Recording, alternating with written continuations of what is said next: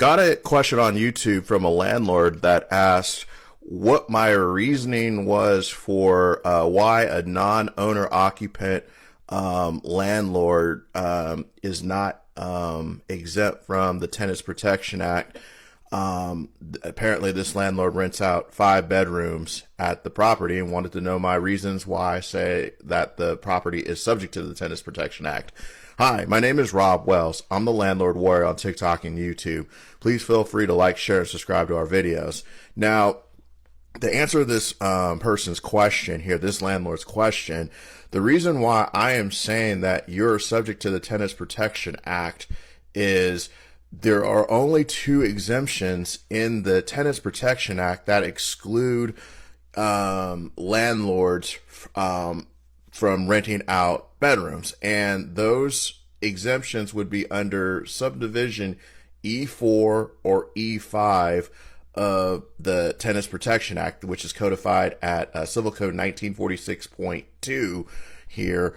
I'm going to try to read from my screen here. It's going to look a little weird doing the video, but the first exemption for landlords that possibly could apply would be for if an owner occupant shares a bathroom or kitchen with their tenant. So if you had one of those situations where you did actually live at the home, for example, and this exemption requires the owner has to maintain their principal residence at the home. So that would be the first reason why that exemption wouldn't apply. And the second exemption that could be possible is for a residence where the owner occupant rents or leases no more than 2 bedrooms or units. So the Tenants Protection Act makes 2 points very clear that the owner occupant has to maintain a residence. This the section for subdivision E5 for the no more than 2 bedrooms or units or so forth at the property is a little bit more broader than the one for sharing a kitchen or bathroom. It says